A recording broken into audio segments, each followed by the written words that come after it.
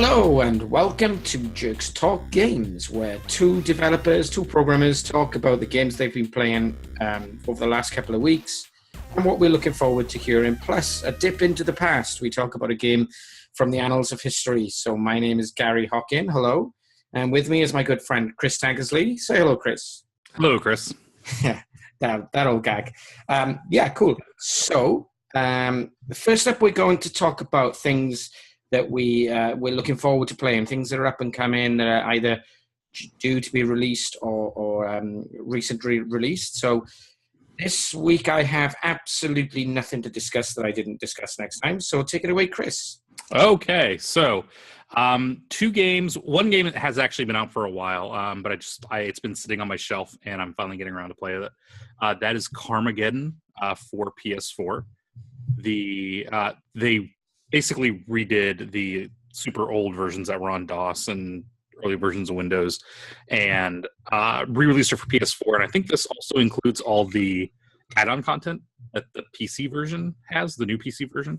For those of you who don't know, Carmageddon, basically it's a race where you go around and your objective is to hit people and demolish the other cars. So I've never heard of nor played Carmageddon. You have never played Carmageddon. I don't know how that's passed me by, mate, but, you know, this is the best things is when we get to discuss these things, so it's all good.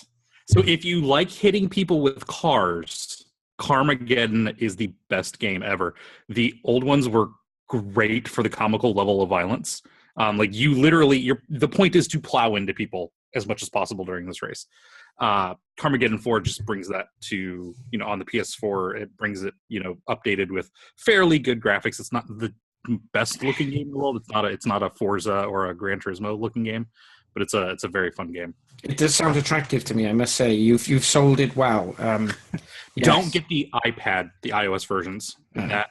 I think that's a general rule of thumb for any game, to be honest, mate, is like don't play it on an iPad or an iPhone. Yeah. Okay, we'll let Pokemon Go get away with it because it's kind of, you need to have that sort of device, but really, yeah.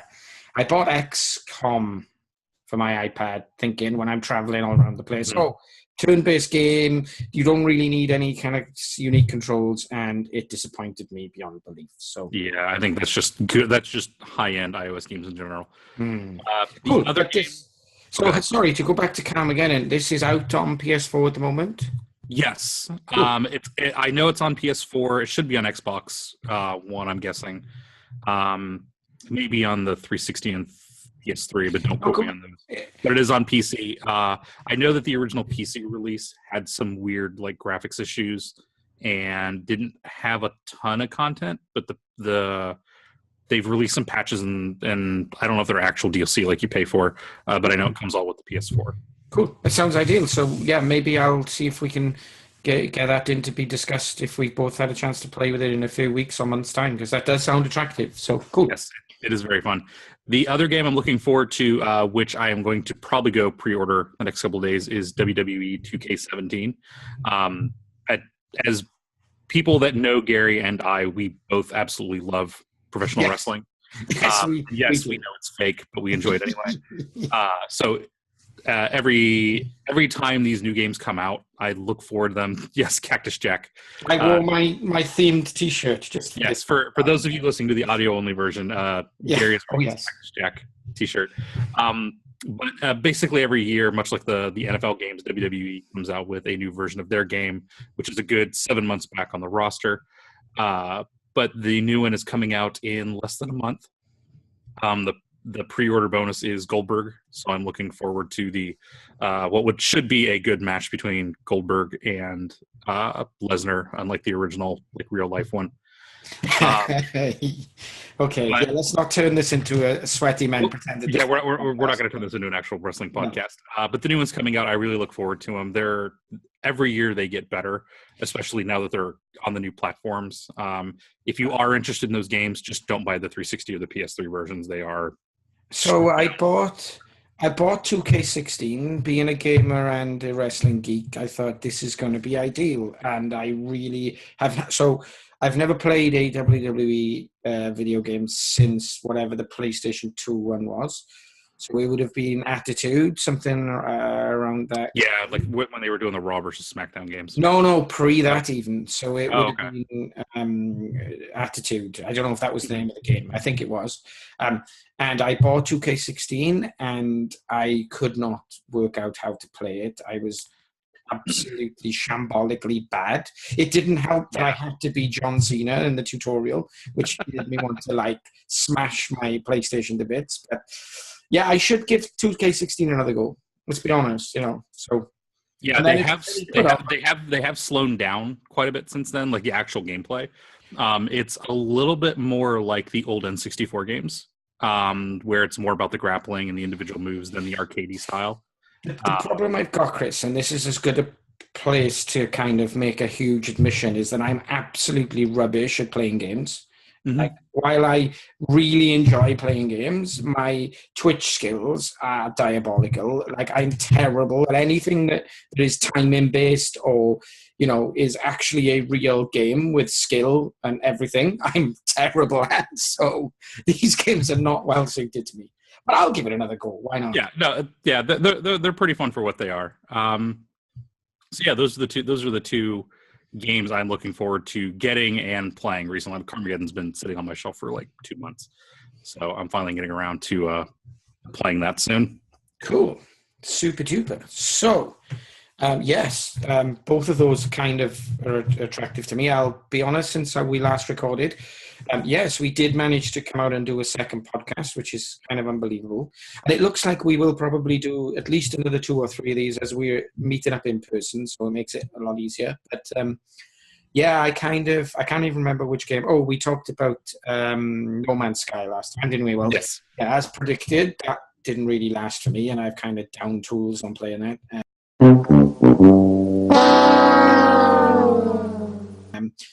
But I've picked up on Steam for an incredibly cheap price the extended edition of Divinity Original Sin, which is a kind of really traditional feeling sort of isometric role player, which I've actually really, really been enjoying.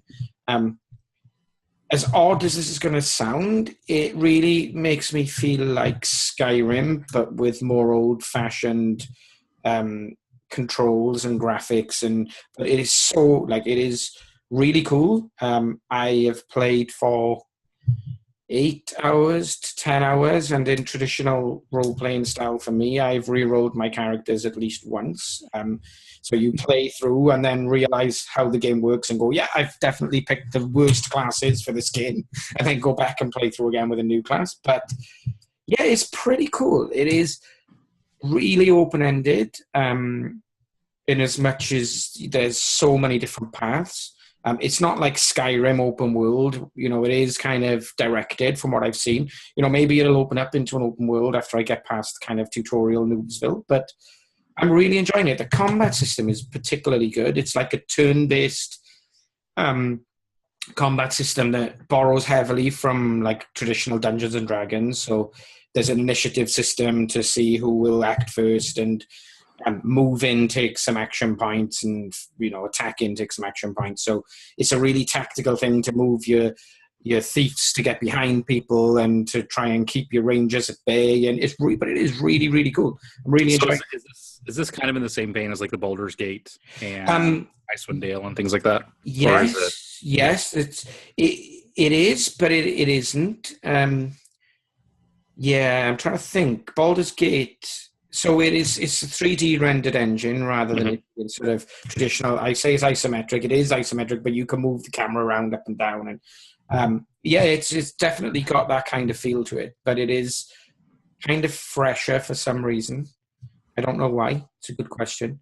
As is typical with me, I have no idea what I'm doing in this game at this moment in time. I'm literally just like doing stuff, which is fun. So the combats, for me, like with a role-playing game, if the combat system is fun, you're on to a winner, really. And that's what I like about this.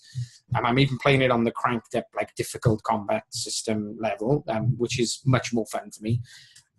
I kind of then have to keep skipping through the dialogue and things because that's not where I have any patience to actually read what's going on.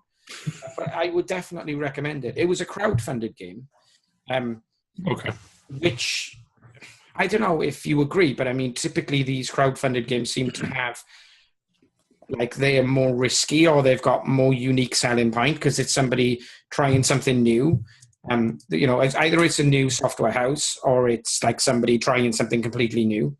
But I really think this is cool. I believe the second Divinity game will be releasing soon, or at least when I was Googling for things to say about this game, Divinity 2 came up in my search results, so I'm assuming there's something in the pipeline.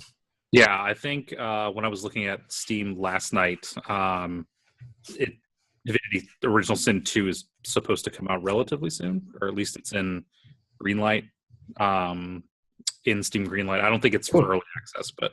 It would make sense why the original game came up as cheap on my Steam list and prompted me to buy it. So, but it's cheap now. It's certainly less than $20 US. I think probably more like under $15 US, and seems to be well worth that. So are you playing the Classic Edition or the Enhanced? Because I saw that. The Enhanced Edition, yeah. I don't know what the difference is, to be honest. I have no idea. But so I have no idea what enhancements I'm actually using. But as I didn't play the original, I guess it doesn't matter too much. Yeah, if it's like Baldur's Gate, like a little bit of graphic updates, like, we'll support big screens. Divinity's not that old of a game, though, so I doubt that they have stuff like that. I think it's only like last year, late. Like, some just like bug fixes and things like that. I think it was right around $40 for the Enhanced Edition. On Steam, I can. Let's find out what I paid for it, because it may be interesting to people who are interested. So it was £14.99 UK, so under $20. Mm-hmm.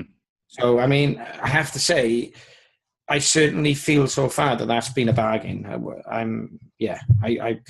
I've probably almost got that much entertainment out of it already, and I've kind of not even left the starting city yet. So, yeah. Cool. Have you played Pillars of Eternity? Any chance? Have I played Pillars of Eternity? Pillars of Eternity? No, I have not. Okay. That may be, if you like Divinity, that might be one thing to a pretty good game to check out. It's kind of in the Baldur's Gate style, where it's 3D, but it's isometric. Heavy dog who really wants to be on camera. Hello. Yeah, no, I love these style of games. My same old problem, whether I have the patience to complete them is another matter. But they are long, yes. Which is why I can't even remember how long it took me to do Baldur's Gate way back when. Oh, that was over 100 hours for me, for sure. Oh, yeah. And for sure. It's nice to see these kind of traditional computer RPGs come back out. Really, the last one I think I played was Wasteland 2, which was a mixture of kind of... Oh, yeah, that was cool. Like Fallout-y. Yeah, I like that. What I like about this is it's incredibly traditional in as much as you level up and you buy new skills, and if you want to start wielding an axe, you have to buy the skill for it because you can only wield a sword at the moment. And look, I found this amazing like purple loot, but I can't use it yet, so when I level up I'll buy the talent to be able to use it. It is a completely traditional feel to it. The dialogue systems and stuff is really weird. That's the other thing I wanted to say is it's a dip in, dip out multiplayer game. Oh, okay. So you can just literally just play with strangers if you want, but I don't know, that is just really weird thing to do the first time you play a game. If you then have someone dipping in who's on their fifth playthrough, it just I don't see where the big benefit of that system is. Because I kind of see that with Dark Souls, because you can go in, join up with people, get things you couldn't get before, and then pop back out or do the whole hunting. Yeah. Diablo style games. There's a few of those kind of click 'em ups, as I call it, where you just have to bash your button as fast as you can. A few of them are different because the combat is the game. Really. But why would you because you play with a party of 2, which you can increase to a party of 4. Each of your party members can have a companion. So you can play with 4, but you've got two two characters, and if you have dip in, dip out, someone takes control of your other character, which is a cool thing. But then they like start leveling up your character for you, and it's just like really like a weird system. I can imagine doing that in the second playthrough, just opening my game up on the internet and saying, "Yeah, come join me." But I kind of wouldn't want to have somebody who's like knows the whole storyline and says, "No, we should definitely be going here now because it's the most efficient way to do it," or something. It's like, well, where's the fun in that? But yeah, and part of it is exploring this whole new world, especially with like, this is a completely original world. It's not like this is pulled over from Dungeons and Dragons or some other existing universe. So finding out all of the little nooks and crannies of the world is part of the enjoyment. At least it is for me when I play. Yeah, but it's pretty cool. And as I say, I have no idea what I'm doing yet. So that's, again, is half the appeal. So, yeah, I'm really enjoying it. I have to say 2 thumbs up for me. Cool. I may have to check that out. Steam really wants me to buy it. Every time I open Steam, it's in the carousel at the top. I think that's just literally why I bought it. It was like just right there, and it was like reasonably priced. £15 is... I'm not saying it's nothing. It's not nothing. Don't get me wrong, but it's not a lot of money to spend on a game, and it is polished. The worry I had when I Googled it quickly, and it's a Kickstarter game, and I'm always thinking, is it going to be like really, really, really well thought out, amazing storyline, but like terrible rendering engine or something? But to be fair, they've done a really good job. Cool. I will probably have to check it out once I thin out my waiting list here a little bit. Yeah, 2018 or something. 2018, somewhere around there. By that, I'll probably pick it up cheap on the next the winter sale that will be coming up. I'm pretty sure it's on sale every time there. Yeah, it will be. Yeah, cool. So you were playing something that isn't No Man's Sky as well, I believe. No, I pretty much a couple weeks after we got done with the last podcast. No Man's Sky for me turned into a how much money can I stock up on deal. So it got kind of boring. This was the 3rd or 4th planet I had found that was just stock full of the things you can pick up and sell for like gobs of money. So you just run. I was just every night just running around getting stuff and then putting them into the bank with literally no use for them because you get ships for free. And I'd maxed out my suit, so the game is right now starting to become kind of boring. So hopefully they will do something soon because they have not said anything for like the last 2 weeks. Hello Games hasn't. So I switched over to playing one of the games in my back catalog, which I had kind of started and then got back into recently, which is Transformers Devastation. So this came out last year. By Platinum Games and Activision, published by Activision, but it was developed by Platinum Games. So this is the same style of beat-em-up game that they've done so far with like Bayonetta and Metal Gear Rising. And so the idea is it's kind of like the old 2D beat-em-ups, like the side-scrolling beat-em-ups, except it's all in a 3D space. So you take control Double Dragon, something. Yeah. But you take control of an Autobot who has its own special powers. You can do the transformations into whatever vehicle you have.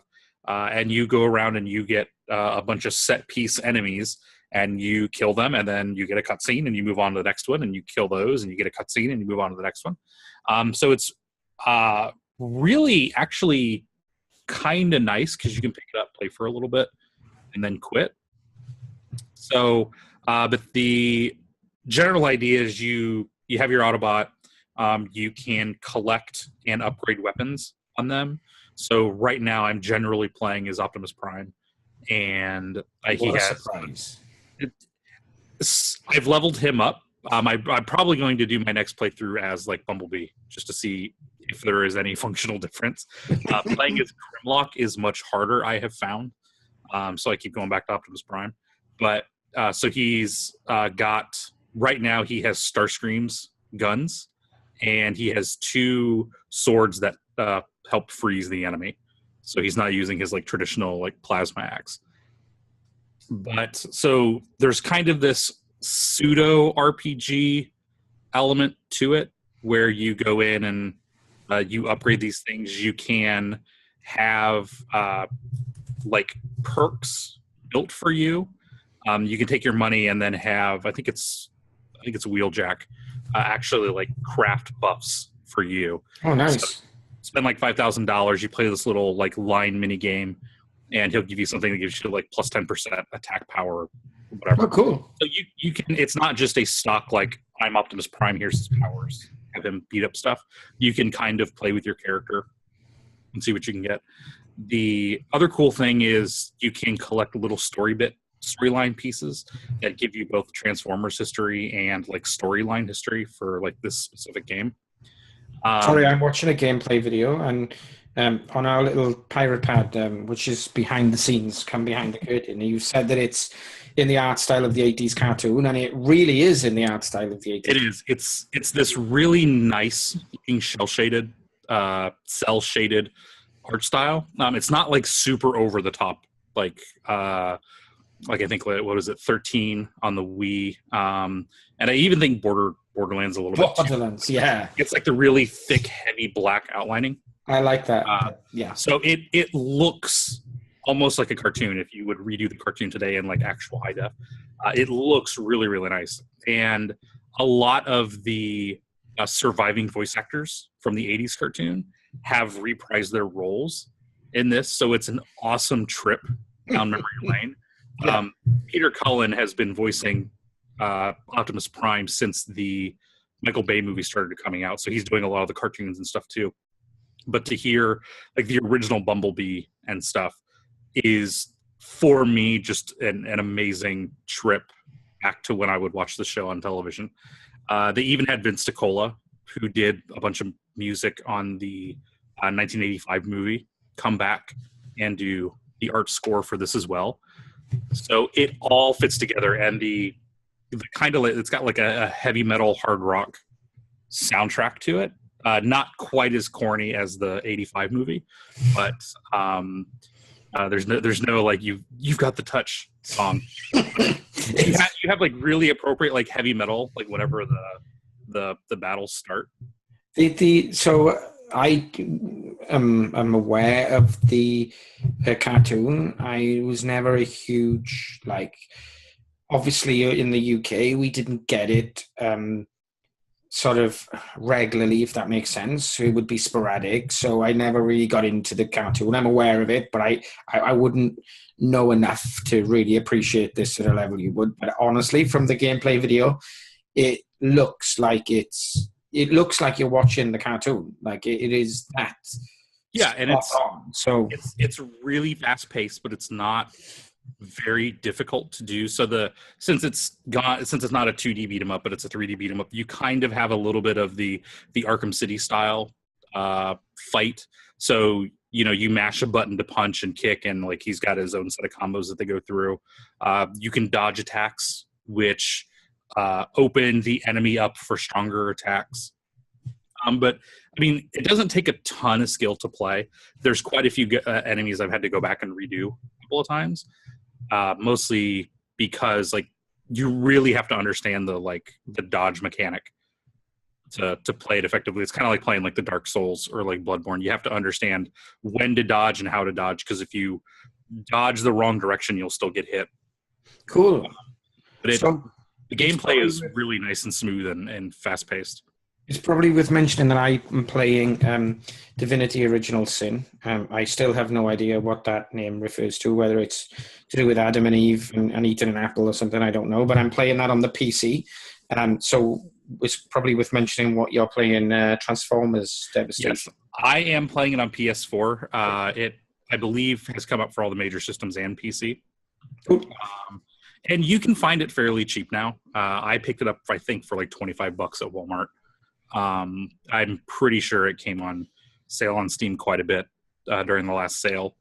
Yeah, no, I might well take a look in the secondhand sort of game shop down the road and see if I can pick that up, because it looks like I'm probably too rubbish at playing computer games to get the most out of it, but it certainly looks like it would be some fun. So, really, if you mash one button to attack, you hit another button to dodge every once in a while, and it's. I could play I was good enough to play the Arkham games, so I should be okay with this, right? Oh yeah, you should be fine with this. And it, like I said, this is another one of those games where you can kind of dip in and out of. The battles last maybe 5 minutes each, like in the area you're in.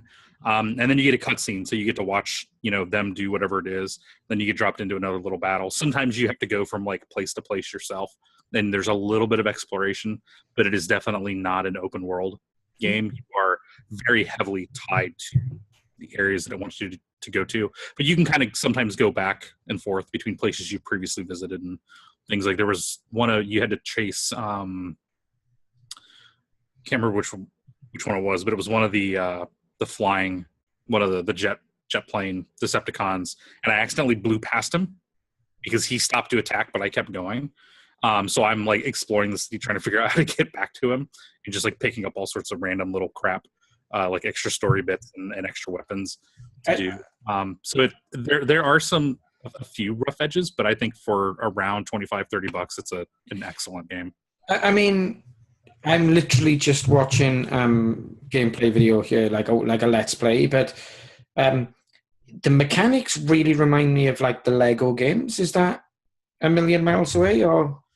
Not too much. Like I said, basically you just mash a button to attack, and then you have the dodge, and that's it. It's not a complicated game at all, but it is a good kind of like, I'm going to shut my brain off and kind of do it. The battle I did last night was with Blitzwing, which he turns into a plane and a tank. So you had to kind of think a little bit, like you can memorize some of their attack patterns. It's not quite like Zelda-y or Mario-y where like, they have a predefined pattern, but like when they set up for an attack, you can gauge where they're going to go based on the angle they're at and like get out of the way in time. Cool. There's some strategy there, but really if you just kind of want a mindless beat 'em up game, this is an excellent game. And then on top of that, if you enjoy Transformers, it is a great way to remember the old corny cartoon from the 1980s.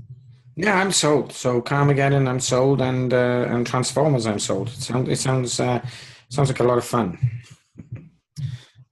Yeah, I so far really enjoyed it. It's, from what I understand, not terribly long. I may be about 6 or so hours into it, and I'm already to chapter 4, I think it is.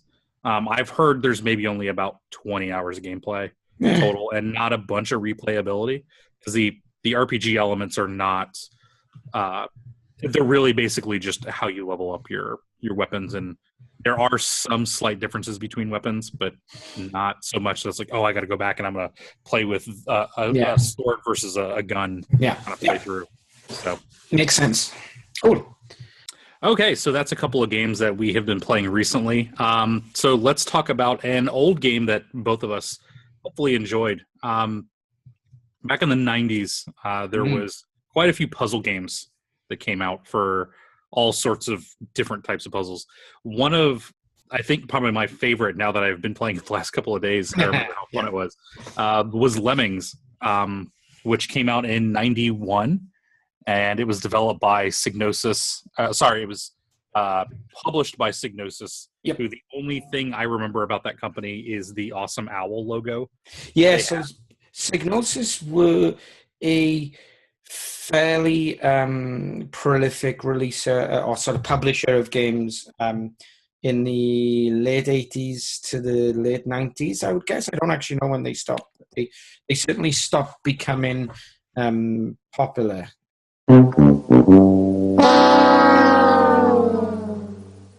So there's a number of games that would be like anybody who played on an Amiga, or if you were like me and you didn't get an Amiga but for some reason got an Atari ST, you would be like reading down in the list of games saying, things like Shadow the Beast, classic sort of 16-bit stuff, Lemmings, as we said. They were like a really big, heavy-hitting sort of company back in the day, I guess. Yeah, I remember them, like, and especially all I remember about them though is the logo. But whenever someone says Psygnosis, like, the owl. I instantly know what company they're talking about. They were developed, however, by DMA, which would end up going on to becoming Rockstar North and developing the Grand Theft Auto games. Well, I guess under DMA they did Grand Theft Auto 1. Yes, they did. Yes, they did. Grand Theft Auto 1, and then that the top-down isometric view version. They did Grand Theft Auto 1, and then the London follow-up, if you ever played that, which was equally as awesome. Yeah, we should have talked about Grand Theft Auto. We'll save that for another day. We'll save that for another day. So I think it's interesting to see a game company go from Lemmings, this little tiny lovable puzzle game, to Grand Theft Auto 5, and the span, how things have changed in just that little amount of time. But for those of you that don't know, Lemmings was a very basic idea of a game. You had these little tiny guys called Lemmings that would just walk back and forth on the screen. They would drop out of a little trap door, and your objective was to get them to the exit door somewhere on the level. Kind of like with Worms, you could give them all individual jobs. So in Worms, you can give things different weapons, but in Lemmings, you can give things jobs. So some of them will dig down, some of them will build stairs up, some of them will just explode if you need them to. But the objective is to get them from point A to point B over a level that's designed to be hazardous. So we, our good friend Liz Smith sent us a link to the Windows 10 version of Lemmings, which is actually pretty faithful to the original. I think they just ported. It's a port for sure. Yeah, I played so much Lemmings back in the day. It's definitely just a port. Mm-hmm.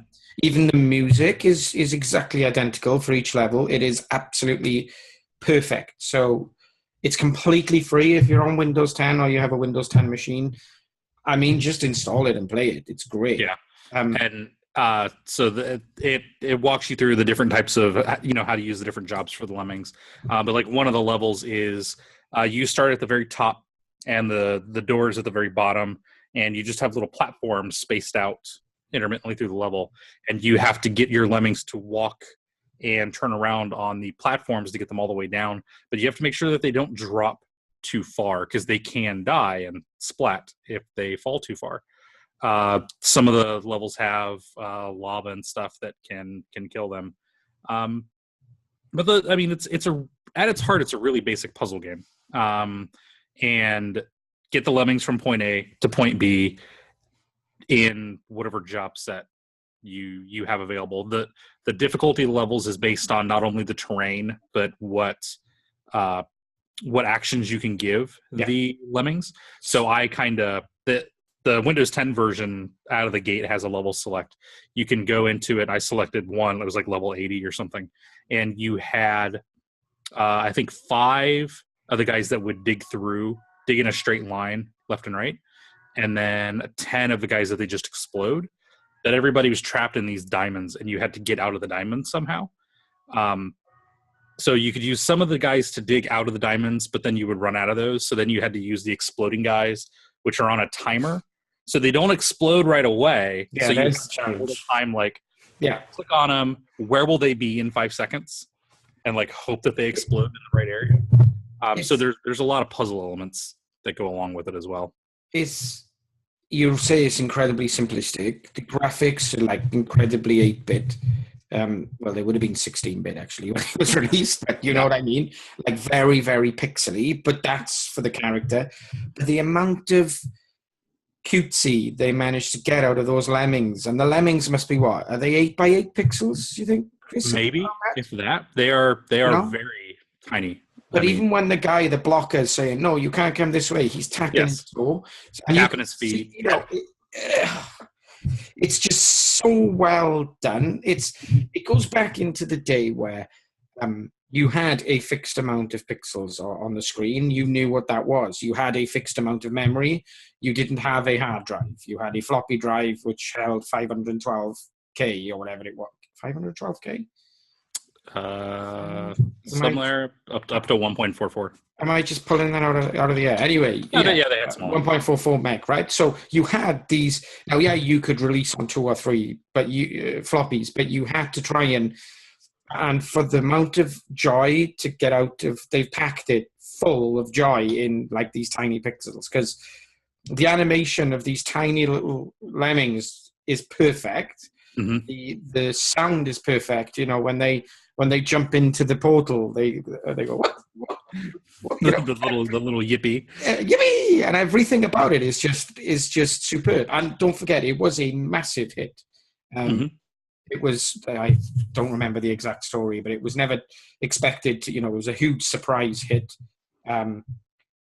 Really, really top game. And of course, if you get to the level where you can, like in some of the levels where you have 100 or 99 of each of the different tools and a huge amount of earth, you can just explore, and you don't have to play the game like it's designed. I always remember we used to make like little bases under the digging across and making ramps. We used it like a sandbox game, which I'm pretty sure wasn't intended, but it was great fun anyway. So, and then there's the time when you comes where everybody's running around and you hit the nuke button and blow all your lemmings up. It's kind of also quite cool. So. And I think this goes back to how much detail they packed into those little 8x8 bit 8 pixel by 8 pixel lemmings.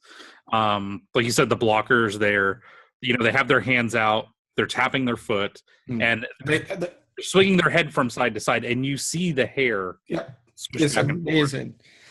Or when they're the floater class, and they have the little umbrella, so they float down slowly, holding the umbrella, and like the gentle wafting back and forth as they drop, or even the oh crap they're falling. Like they packed an incredible amount of detail into this game, and I something so simple. I understand them thinking it's not going to be like a gigantic commercial success, but at the same time, I think it goes back to games that have a really basic premise, that's a fun premise, can get hours and hours and hours of entertainment much better than some like highly scripted. Like I've never been able to finish like Final Fantasy 13 because it is like sitting down in a movie where every once in a while I have to hit a button and then kill a bunch of enemies. But this, you can sit down, play it for long periods of time, and you kind of get lost in the like, well, okay, I beat it in this much time. Can I beat it any quicker? But don't you think that the mechanics are amazing, and as you say, the mechanics have evolved through Worms is the perfect example you give. Worms borrows heavily from Lemmings. Let's just be honest; it's like Lemmings but with combat, and that franchise has been massively successful and is still fun. But the mechanics are brilliant, well thought through, perfect. The level design, spectacular. Some of the levels look incredibly hard and are really easy. Some of them look really easy and end up being really hard.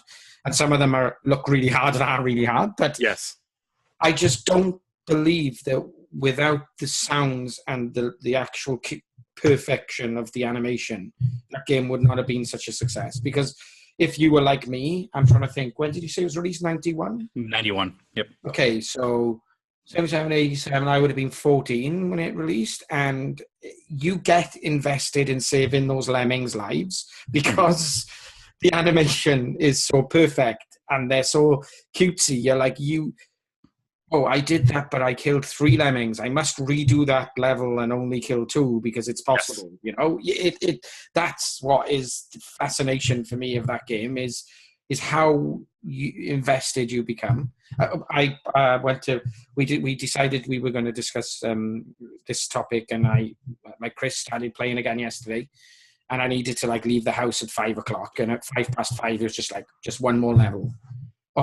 Just one more level, just one more level. And that is the absolute sort of pinnacle of compliments I can give a game. It's like, I could fit one more in there before I leave, So absolutely brilliant. And free. We'll put it in the show notes. If you're watching on YouTube or if you're on iTunes, then you should be able to get this. I'll also tweet it if you follow us. Now's the time for a great blatant plug. So if you follow us at Jerks Talk Games on Twitter, you can You can find the show notes. You can find the link to this game.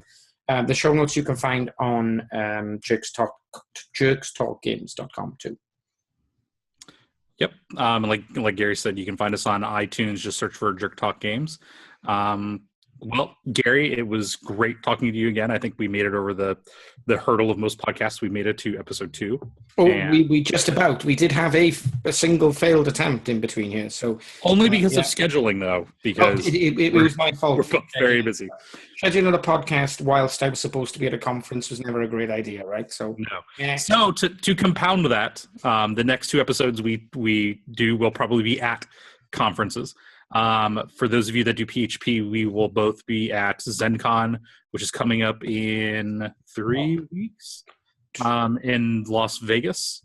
I think it's October 18th.